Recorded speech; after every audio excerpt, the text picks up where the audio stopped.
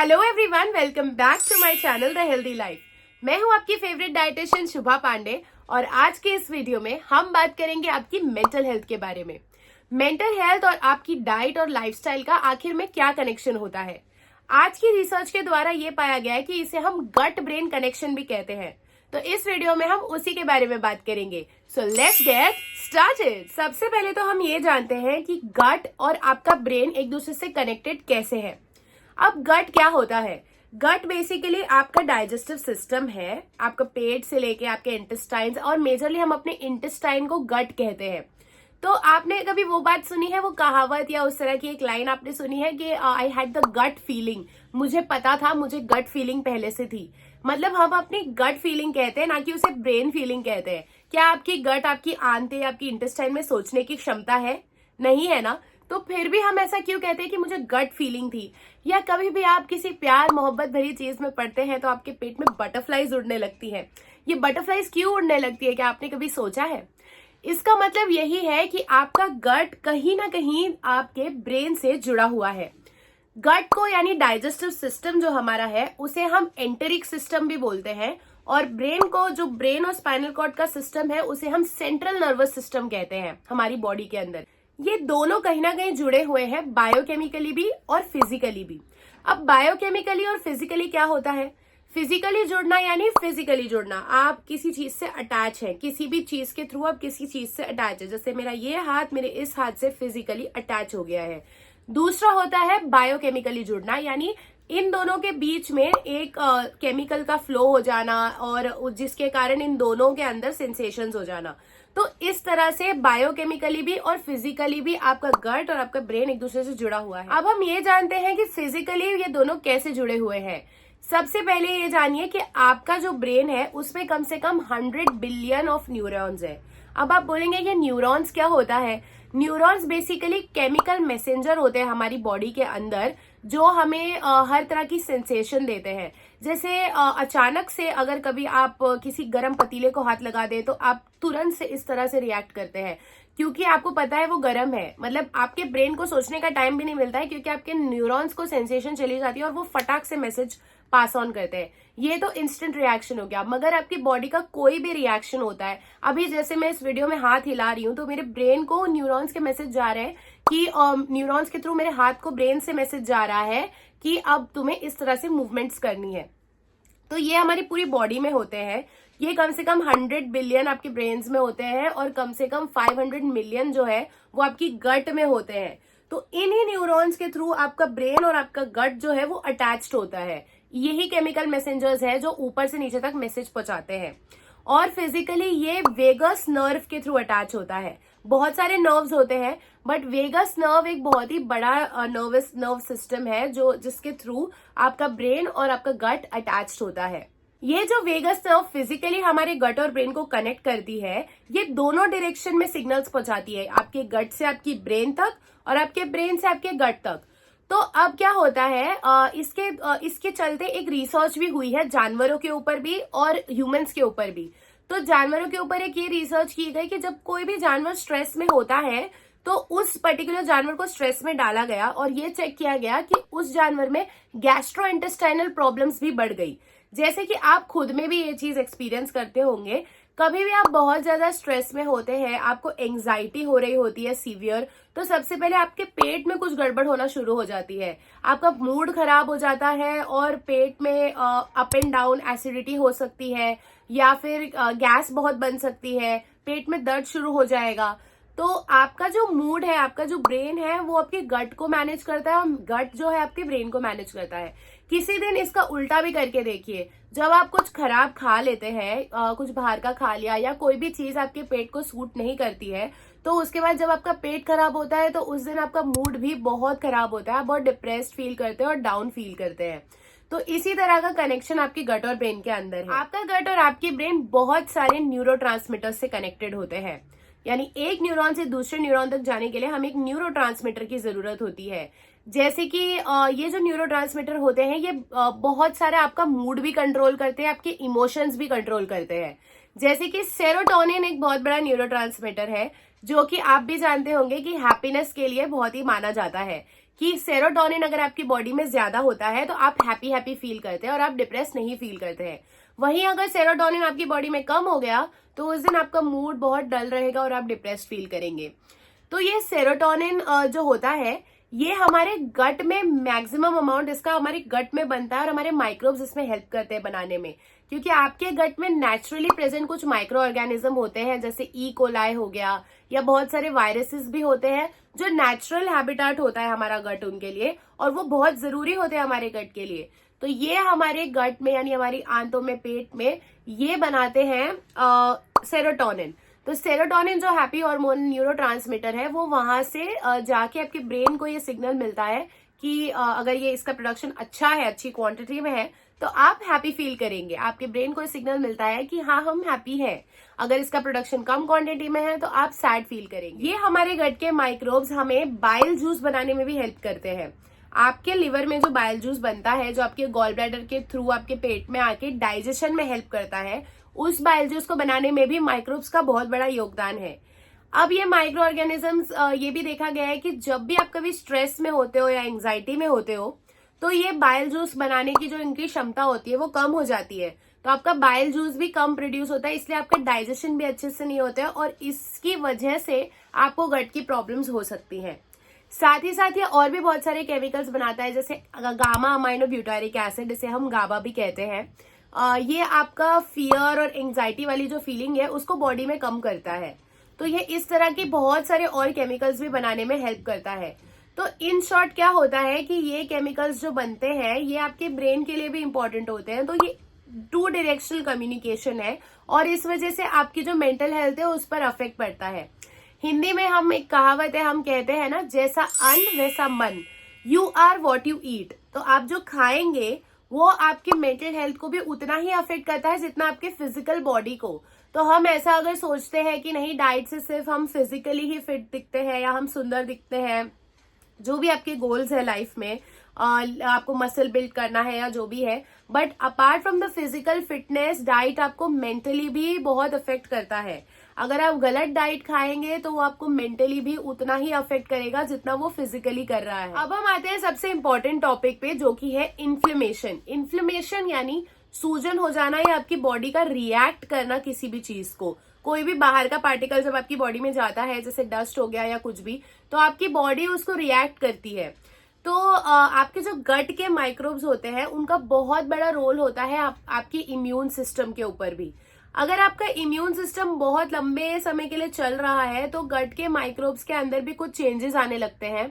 वो अपनी ओर से एक लिपोपॉलीसैकेराइड नाम का एक हार्मोन रिलीज करते हैं, और अगर ये ज्यादा, इसकी मात्रा बहुत ज्यादा हो गई गट में और ये गट के बैरियर के थ्रू ब्लड में घुस गया, तो फिर लिपोपॉलीसैकेराइड और आपके इम्यून सिस्टम का रिस्पॉन्स जो है ये मिला के बहुत ही ज्यादा इन्फ्लेमेशन क्रिएट करता है आपकी बॉडी में।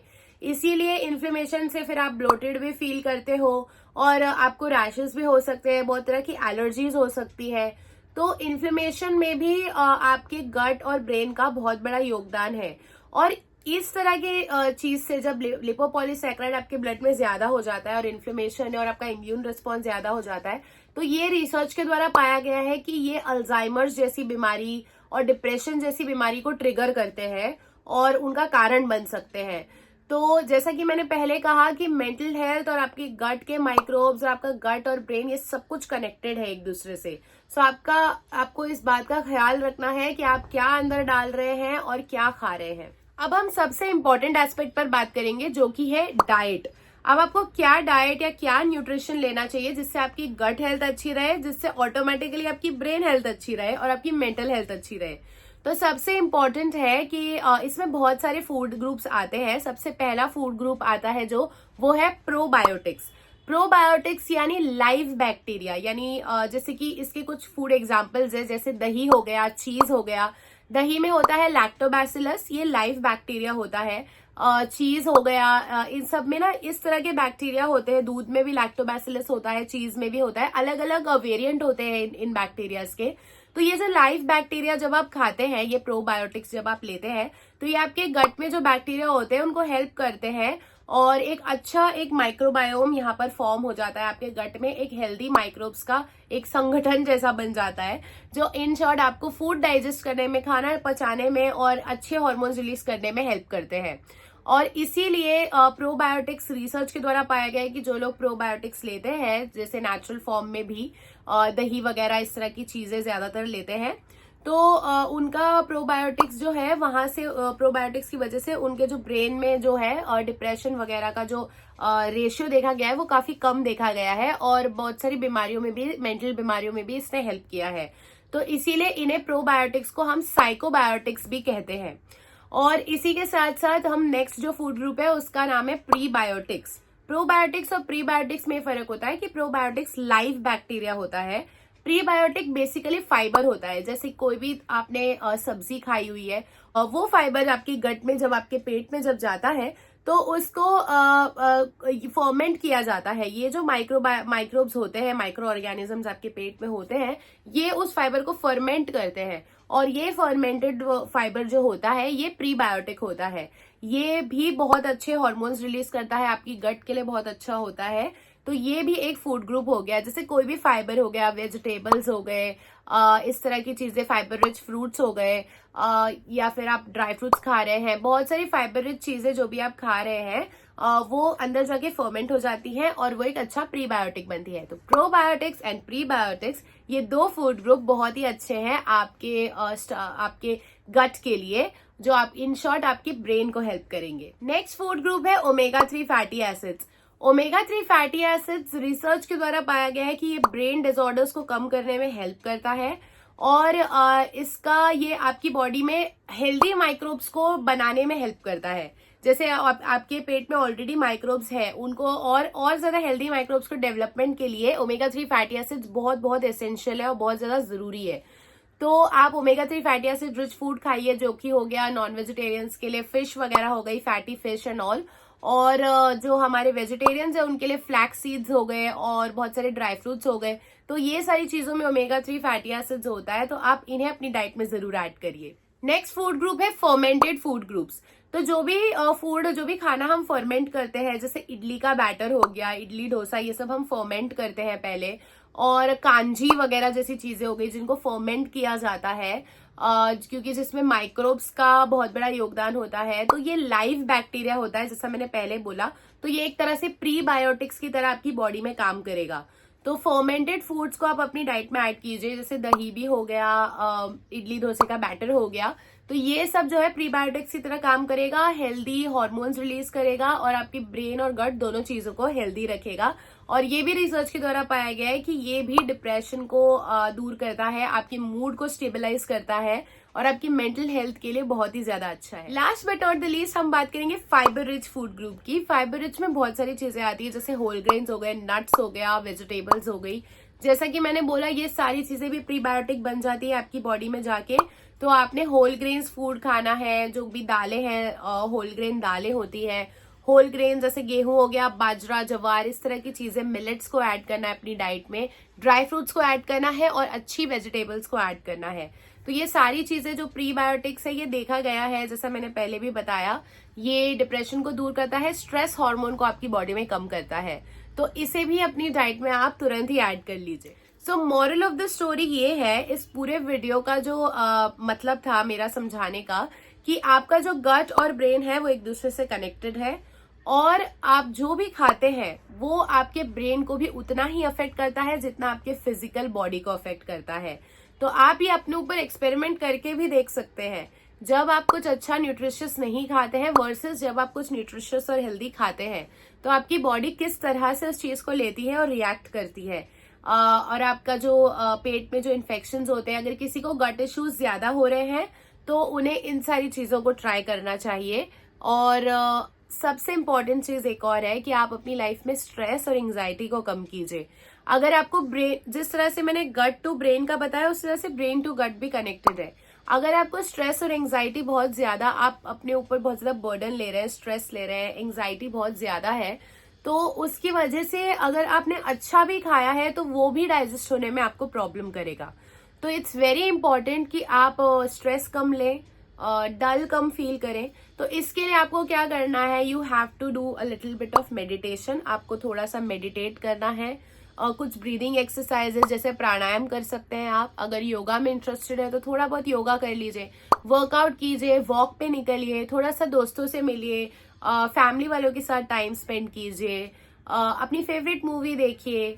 लाइफ में बहुत सारी ऐसी सिचुएशन होती है जब हमें स्ट्रेस आ जाता है। ये बोलना बहुत आसान होता है कि स्ट्रेस मत लीजिए, ये बहुत ही फनी स्टेटमेंट है, स्ट्रेस मत लो। हर डॉक्टर, हर डाइटिशियन और सारे मेडिकल प्रोफेशनल्स यही बोलते हैं, बट ये पॉसिबल नहीं है आज के सिनेरियो में। लेकिन किसी भी चीज को अपनी जिंदगी और अपनी हेल्थ से ऊपर मत रखिएगा। जब आपको लगे कि कोई चीज बहुत ज्यादा आपके ब्रेन को अफेक्ट कर रही है, वहां से स्ट्रेस आ रहा है, हेल्थ को अफेक्ट कर रही है, तो थोड़ी देर के लिए पॉज कर लीजिए, खुद को उस मोमेंट में पॉज कर लीजिए और प्राणायाम की प्रैक्टिस कीजिए, थोड़ा मेडिटेट कीजिए। अगर स्पिरिचुअलिटी में यकीन रखते हैं तो डिवोशन में जाइए, भक्ति में जाइए। तो ये सारी चीजें आपको जरूर हेल्प करेंगी इन द लॉन्ग रन।